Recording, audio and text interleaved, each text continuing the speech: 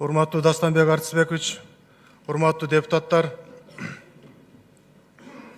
2019 жылдын 21-июнунда менин атыма Кыргыз Республикасынын экс-президенти Атамбаевга каршы аны статустан ажыратуу үчүн күнөө коюу жөнүндө Кыргыз Республикасынын Жогорку Кеңешинин 2019 жылдын 20-июнундагы номер 31-38 токтому жана Кыргыз Республикасынын Жогорку Кеңешинин 2019 жылдын 13-июнундагы 31-22 токтом менен түзүлгөн Кыргыз Республикасынын Жогорку Кеңешинин убактылуу атайын комиссиясынын корутундусу Кыргыз Республикасынын президенти Ыйгар Муктардын аткарган мезгилинде жасаган аракеттеринде кылмыштын белгилери бардыгы жөнүндө корутунду берүү үчүн келип түшкөн.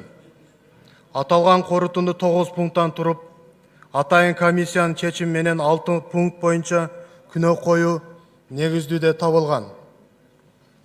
Биринчи, атайын комиссиянын корутундусунун 1-пунктунда экс-президент Атамбаев Кыргыз Республикасынын президенти Ыйгар Муктардын аткарган мезгилде бардык бийлик бутактарын өз кызыкчылыктарына колдонгон, уюшкан кылмыштуу топ түзгөн, анын режимине каршы чыккан Кыргыз Республикасынын Жогорку Кеңешинин депутаттарын, судьяларды, коомдук ишмерлерди, ошондой эле журналисттер менен жалпы маалымат каражаттарынын өкүлдөрүн куугунтуктоого алган жана репрессиялаган деген күнөө коюу боюнча тергөө органдары тарабынан Сарыгулов, Асанов, Кадыров жана Карыбековдор Кыргыз Республикасынын бийлигин күч колдоону менен басып алууга даярданышкан аракеттери үчүн айыпталышкан. Жүргүзүлгөн тергөөнүн жана чогултулган далилдердин негизинде жазык иш сот органдарына кароо үчүн жиберилип, 1, 2 жана көзөмөл инстанцияларынын өкүмдөрү менен коюлган айыптар күнөөлүү деп табылып, ар кандай мөөнөттөгү эркиндигинен ажыратууга жазаланышкан. Ушундай эле кылмышты жасоого даярдык көрүшкөн Талгарбеков, Колубаев, Калматов, Султанов жана Гусевдер жазык жоопкерчиликке тартылышкан. Айыпкерлердин кылмыштык топто аткарган ролдоруна ылайык тийиштүү кылмыштардын курамдары боюнча айыптар угузулуп, жазык иши соттун кароосуна жиберилген. Белгилей кетсек, Талгарбеков, Колубаев, Калматов, Султанов жана Гусев, Сарыгулов, Асанов, Кадыров жана Карыбековдордун кылмыш иштери бардык соттук инстанцияларда каралып, жыйынтыгы менен айыптоо өкүмдөрү кабыл алынып, күчүнө кирген. Демек, тергөө аракеттери мыйзамдуу деп табылган. Кыргыз Республикасынын Конституциясынын 100 беренесинин 1 бөлүмүнө ылайык соттордун мыйзамдуу күчүнө кирген актылары бардык мамлекеттик органдар, жергиликтүү өз алдынча башкаруу органдары, юридикалык жактар, коомдук бирикмелер, кызмат адамдары жана жеке адамдар үчүн милдеттүү болот жана республиканын бүткүл аймагында аткарылууга тийиш. Талгарбеков, Асанов, Калматовдордун дооматтары жана Тулеевдин арызы боюнча Кыргыз Республикасынын башкы прокуратурасы тарабынан сотко чейинки өндүрүш иши катталып, бүгүнкү күнгө карата төмөнкөлөр аныкталды. Тактап айтканда, Талгарбеков, Калматов, Асановдор суракка алынышып, Кыргыз Республикасынын улуттук коопсуздук боюнча мамлекеттик кызматынын тийиштүү кызматкерлери менен көздөшүрүүлөр өткөрүлүп, атайын комиссияга берген маалыматтар тастыкталган жок. Ошондой эле тергөө учурунда күбө катары суралган Калматов түзүлгөн корутундуга ага тиешелүү бөлүгү жаңылыштык менен түзүлгөнүн билдирген жана Атамбаевдин түздөн-түз бул ишке тиешеси бар экендигин тастыктай алган жок. Тулеев атайын комиссияга арызы менен кайрылып, анда Атамбаев президенттик шайлоого катышуу учурунда 500 000 акш долларын карызга алып, аны кайра сураган учурда карызды бербөө максатында аны кылмыш куугунтуктоого алгандыгын билдирген. Тергөө органдары тарабынан Тулеев коррупциялык кылмышы үчүн мамлекетке сатылып алынган автобустардын баасын жогорку баада алуу жана таштанды ташуучу унаалар боюнча мыйзам тендер өткөрүү кирешелерди адалдаштыруу Кыргыз Республикасынын кылмыш жаза кодексинин 303 беренеси менен айыпталган. Ленин райондук сотунун 2013 жылдын 29 июлунда өкүм менен ал 11 жылга эркинен ажыратылып, үй мүлкү мамлекеттин пайдасына конфискаланган. Ал эми Тулеевдин Атамбаев андан 500 000 акш долларын карызга алган деген окуясы Атамбаев Кыргыз Республикасынын президентине шайланбаган учурда болгондугун эске алып, алардын ортосундагы мамиле жарандык тартипте каралууга жатат. Ал эми массалык маалымат каражаттарынын өкүлдөрүнө жана айрым жарандарга Кыргыз Республикасынын президентинин кадыр баркын басмырлаган маалыматтарды таратышкандыгы үчүн мыйзамдын талаптарына ылайык сот органдары тийиштүү дуарыздар келтирилген жана сот тарабынан каралып чыккан. Өз учурунда Атамбаев жоопкерлер Азаттык медиа ишканасына Идинов, Жакупова жана Масловаларга карата коюлган доорыздын моралдык чыгымды өндүрүү боюнча бөлүгүнөн баш тарткан. Ал эми Канатбек Азиз жана Токтокунованын биринчи инстанцияга муру кабыл алган соттук актын кайрадан карап берүү туурасындагы кайрылуусу Бишкек шаарынын райондук Октябрь райондук соту тарабынан башкы прокуратуранын доодон баш тартуу өтүнүчүнүн негизинде 2019 жылдын 25 июнунда кыскартылды. Себеби Конституциялык палатанын 2018 жылдын 17 октябрында чечими менен президенттин аброюна келтирген моралдык зыяндын өлчөмү анын макулдугу менен аныкталууга жатат деп белгиленген. Ошондой эле Сентябрь телеканалынын ишмердүүлүгү 2017 жылы Кыргыз Республикасынын экстремисттик аракеттерге каршылык көрсөтүү жөнүндө мыйзамдын талаптарынын негизинде Кыргыз Республикасынын башкы прокуратурасынын доорузу боюнча соттун чечими менен токтотулган жана даттанылбагандыктан мыйзамдуу күчүнө кирген. 2017 жылдын февраль айында КСДП саясий партиясынын Карасартовага карата келтирилген доорузу Бишкек шаарынын Свердлов райондук сотунун аныктамасы менен доогер сотко кайрылуудагы соттун караштуулугу сакталбагандыктан доо артка кайтарылган жана бул чечим даттанылбаган же жаңы доорыз кайрадан келтирилбеген. 2015 жылдын апрель айында Кыргыз Республикасынын башкы прокуратурасы президенттин ар намысын жана кадыр баркын коргоо жөнүндө Орунбековго карата сотко доорыз келтирилип, Аламүдүн райондук сотунун 2015 жылдын 29 июнундагы чечими менен Орунбеков интернет сайтындагы жалган маалыматтарды төгүндөөгө милдеттендирилип, андан 2 миллион сом моралдык зыян өндүрүлгөн.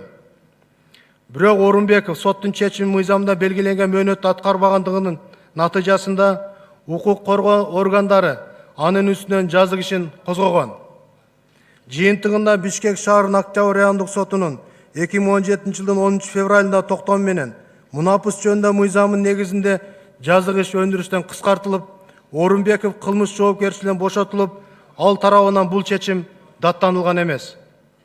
2017 жылы Мамбеталиев Турдукуловго карата сот органдарына жеке жаран катары доорыз менен кайрылган жана бул корутундун алкагында кароого жатпайт.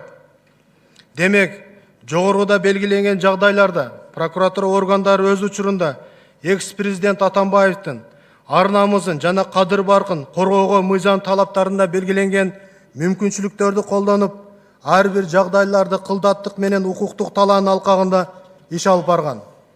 Анткени Конституциянын жоболорунда аныкталгандай, инсандын укуктары, ар намысы, кадыр баркы сот аркылуу корголууга тийиш жана жеке мүлктүк эмес укуктары бузулса, мыйзамдарда белгиленген тартипте келтирилген моралдык зыянды өндүрүүгө толук мүмкүнчүлүк берилген.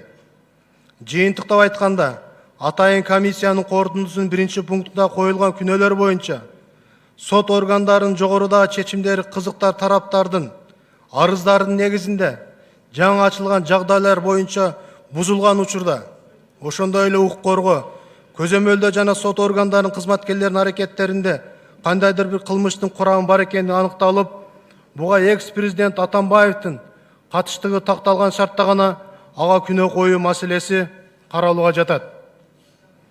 Экинчи, атайын комиссиянын корутундусунун 3-пунктунда Кой Таш айылында Атамбаевдин үй жайгашкан жер тилкеси мыйзамдарда каралган тартиптерди жана мөөнөттөрдү бузуу менен алынган.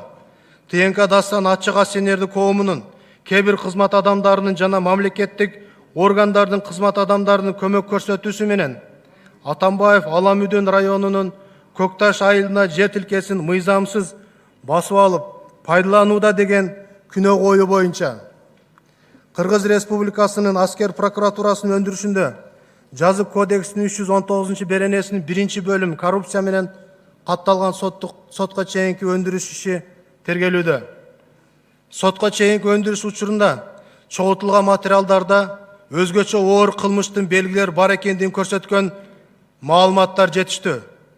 Тактап айтканда, Аламүдүн районунун Кой Таш айылынын аймагында турак үй куруу үчүн ТНК Дастан ачык акционердик коомунун бүтпөгөн курулуш профилакторийн объектилери менен бирге аянты 2-7 жер тилкесин жана Фрунзе Токой чарба фондусунун аянты 055 жер тилкесин ээлеп алуу максатында бийлик ыйгарым укуктарына ээ болгон кызмат адамдары менен укукка каршы туруктуу байланышты түзүү фактысы бар. Мында чогултулган далилдер сотко чейинки өндүрүштүн маалыматтарын ачыкка чыгарууга жол берилбестиги жөнүндө Кыргыз Республикасынын жазык процесстик кодексинин 160 беренесинин талаптарына ылайык жайылтууга болбойт.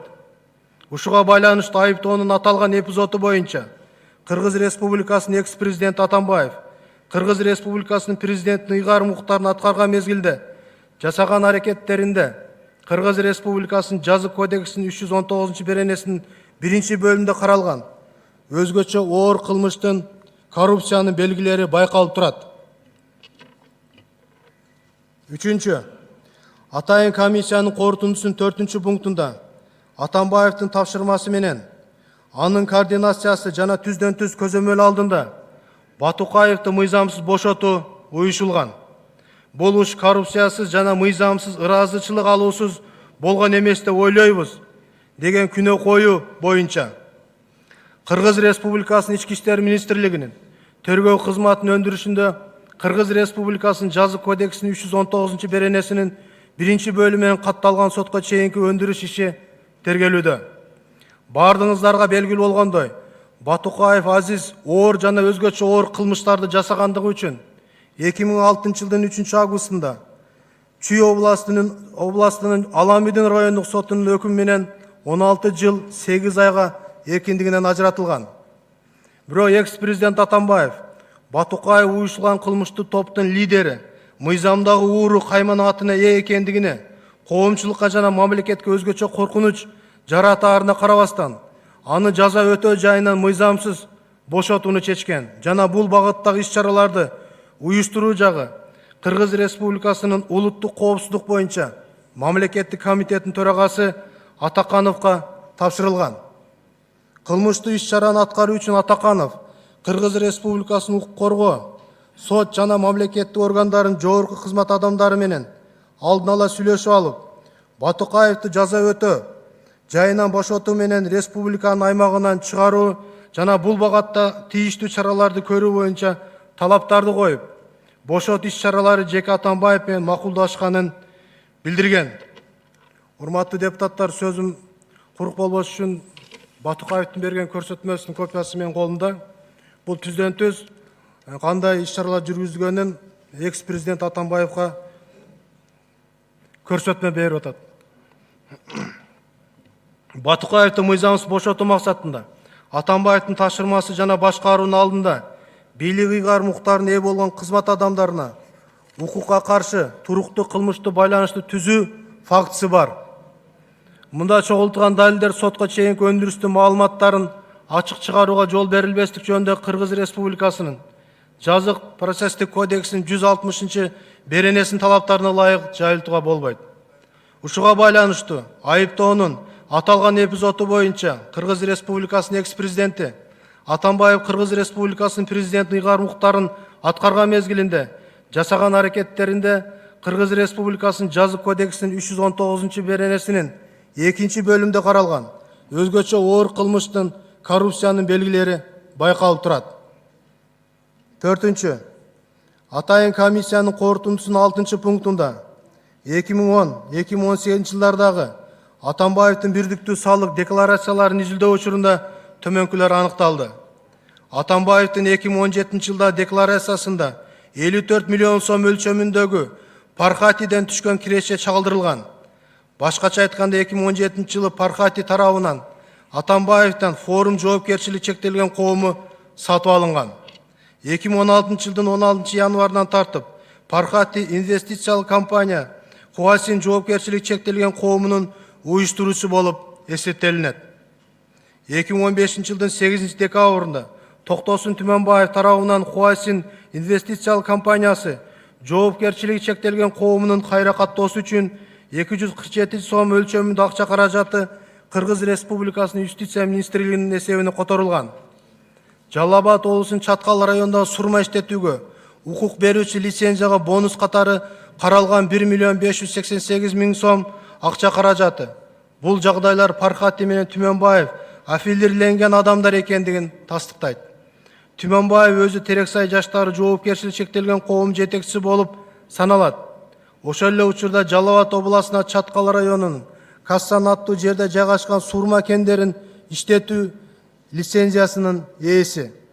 Терексай жаштары жоопкерчилиги чектелген коомдун уюштуруучулары АК Петролиум бизнес эл аралык Синсян соода компаниясы жоопкерчилиги чектелген коомдору жана Элмуратова Чолпон Абдиназаровна.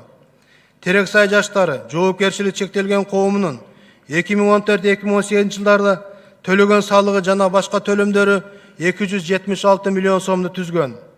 АК Петролиум жоопкерчилиги чектелген коому жана Касым Курбанов АК Инвест жоопкерчилиги чектелген коомун мурда АК Minerals Aid Mining уюштуруп, 2018 жыл бул коом Альфа Телеком жабык акционердик коомунун байланыш компаниясын сатып алууга жана акылдуу шаар долбооруна катышууга аракет кылган. Жогоруда көрсөтүлгөндөрдүн негизинде Хуасин инвестициялык компаниясы, Терексай жаштары жана АК Инвест жоопкерчилиги чектелген коомдору Атамбаев менен аффилирленген компаниялар деген шек жаратат. Атамбаевдин 2017 жылкы декларациясында Пархатиден алган 54 миллион сом кирешеси көрсөтүлгөн. Башкача айтканда 2017 жылы Пархати Атамбаевден форум жоопкерчилиги чектелген коомун сатып алган деген күнөө коюу боюнча Кыргыз Республикасынын аскер прокуратурасынын өндүрүшүндө Кыргыз Республикасынын жаза кодексинин 319 беренесинин 2 бөлүмү боюнча сотко чейинки өндүрүш иши тергелүүдө.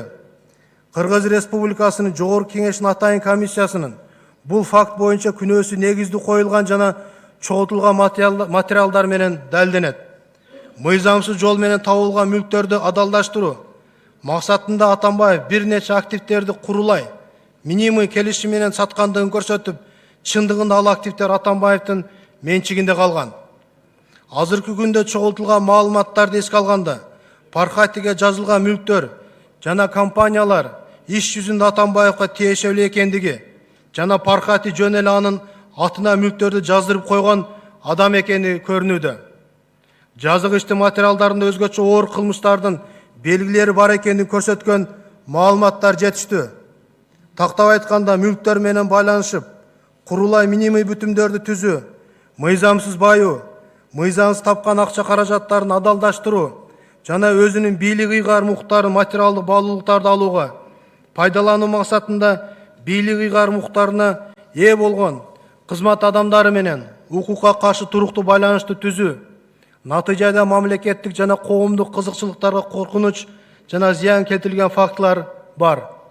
Мында чогултулган далилдер сотко чейинки өндүрүштүн маалыматтарын ачыкка чыгарууга жол берилбестик жөнүндө Кыргыз Республикасынын жазык процесстик кодексинин 160 беренесинин талаптарына ылайык жайылтууга болбойт.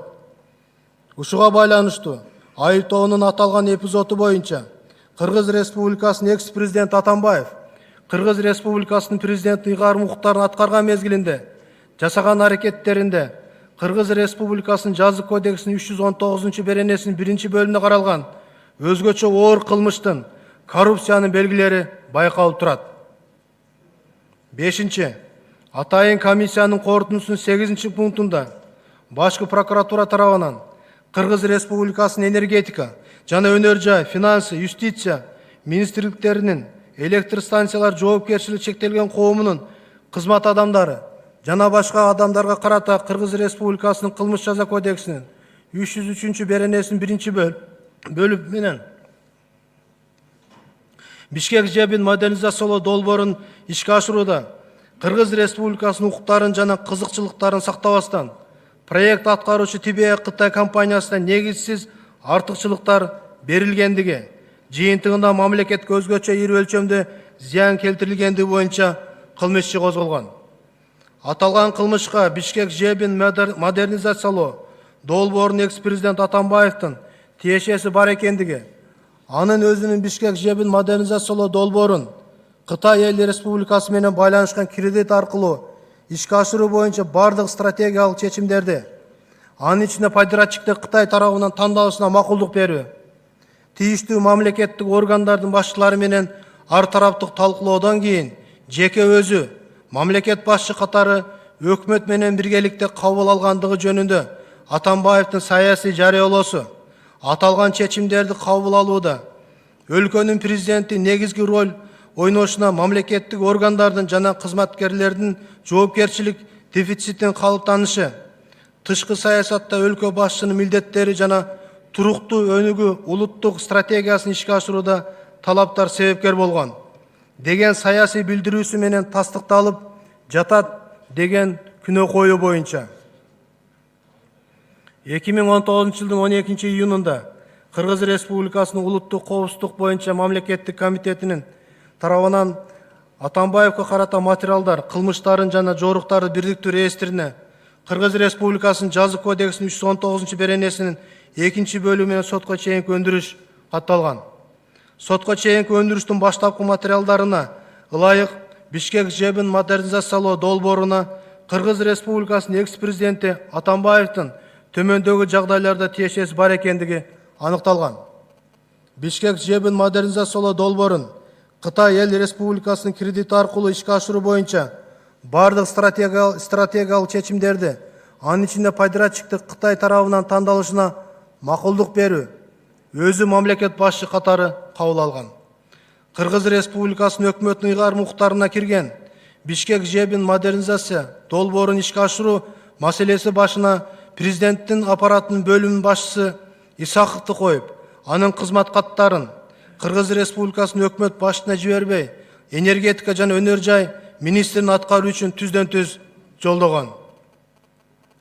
Мындан сырткары ТБ компаниясынын электр кубатын чыгаруу объектилерин курууда тажрыйбасы жоктугун, бул компанияны подрядчик катары тандоо процедурасы ачык болбогондугун аныктап, ТБ компаниясын тандоо жөнүндө чечимди кайрадан карап чыгуу керектиги жөнүндө Ахметованын кызмат катын атайын кароосуз калтырып, кандайдыр бир чараларды көрбөстөн таанышып чыктым деген резолюциясы менен катты кайтарган.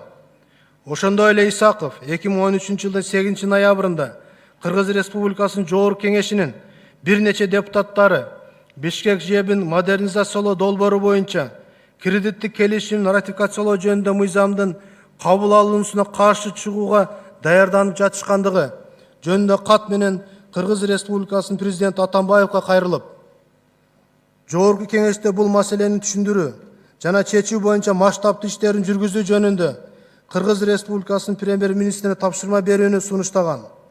Буга Атамбаевдин Илмияновго жана Молдалиевге көрсөтүлгөн маселени чечүү боюнча тийиштүү чара көрүңүз деген резолюция түрүндө тапшырма берилген.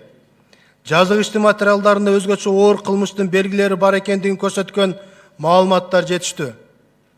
Тактап айтканда, мамлекетке өзгөчө ири өлчөмдө зыян келтирилген. Бишкек жебин модернизациялоодо бийлик ыйгарым укуктарына ээ болгон кызмат адамдары менен укукка каршы туруктуу байланышты түзүү фактысы бар. Мында чогултулган далилдер сотко чейинки өндүрүштүн маалыматтарын ачыкка чыгарууга жол берилбестик жөнүндө Кыргыз Республикасынын жазык процесстик кодексинин 160 беренеси талаптарына ылайык жайылтууга болбойт. Ушуга байланыштуу айыптоонун аталган эпизоду боюнча Кыргыз Республикасынын экс-президенти Атамбаев Кыргыз Республикасынын президентинин ыйгарым укуктарын аткарган мезгилинде жасаган аракеттеринде Кыргыз Республикасынын жазык кодексинин 319 беренесинин 2 бөлүмүндө каралган өзгөчө оор кылмыштын коррупциянын белгилери байкалып турат. 6. Атайын комиссиянын корутундусунун 9 пунктунда 2016 жылдын 1 декабрында Салянова социалдык тармактардагы өзүнүн баракчасында Атамбаев Бишкек шаарынын жебине мыйзамсыз көмүр киргизүүгө жана Рассвет компания и Прогресс компаниялерге тиешеси бардыгын айтып чыккан. 2014 жылдын сентябрында акыркы жылдары бир булактан алуу ыкмасы менен сатылып алынып жүргөн Прогресс компаниясынын кызыкчылыктарын Атамбаев өзү колдоп жүргөндүгү жөнүндө маалымат мага жеткен. Бул убакта Кыргызстандын базарында дагы бир жезказган Энергосбыт компаниясы пайда болгон. Анын алып келген көмүрү тийиштүү сапатта жана Прогресс компанияныкине караганда арзаныраак деп айтылган. Алардын ортосундагы айырмачылык миллиондогон долларларды түзгөн. Ага карабастан 2014-жылдын сентябрында көчмөндөр оюнунда Атамбаев Прогресс компаниянын ээсине Элданы граф деп атап коюшат, эч кандай тоскоолдуксуз көмүр киргизүүнү убада кылат. Дал ушул жөнүндө маселе президенттин жеке кароосунда деп Артыкбаев электр станциялардын башчыларына коркутуу менен айткан. Жебине көмүр киргизүү маселелерине мыйзамсыз кийлигишүү боюнча Артыкбаевга карата текшерүүлөрдү баштоого даяр болуп калганымда президент аны ээлеген кызмат ордунан бошотуп салды. Муну тилин бекем кармай албаганы үчүн жаза катары кабыл алдым, деп Салянова өзүнүн Фейсбуктагы баракчасына жазган. Мында Атамбаевдин кызыкчылыктарын коргогон Прогресс компания, Ирасвет компаниялары менен коррупциялык байланыш бар экендигин көрүнүп турат деген күнөө боюнча. Кыргыз Республикасынын аскер прокуратурасынын өндүрүшүндө Кыргыз Республикасынын жазык кодексинин 319 беренесинин 2 бөлүмүнүн боюнча сотко чейинки өндүрүшү тергелүүдө.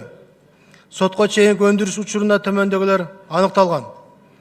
2014-жылы Кыргыз Республикасынын президенти Атамбаев өзүнүн ээлеген кызматына жана бийлик ыйгар муктарына таянып, мамлекеттик органдардын жана энерго компаниялардын айрым кызматкерлери менен биргеликке укукка каршы бекем байланыш түзүп, Прогресс компания жоопкерчилиги чектелген коомунун жетекчилеринин жана ушул ишканага байланышы бар компанияларга мыйзамсыз пайда берүү жолун көздөп, Кыргыз Республикасынын энергетика жана өнөр жай министрлигине жана электростанциялар ачык акционердик коомунун ишмердүүлүгүнө мыйзамсыз киришип, аларга басым көрсөтүп, Прогресс компания жоопкерчилиги чектелген коомунун кызыкчылыгын колдоп, аларды Бишкек шаарынын жебин көмүр менен камсыздоого жол ачкан.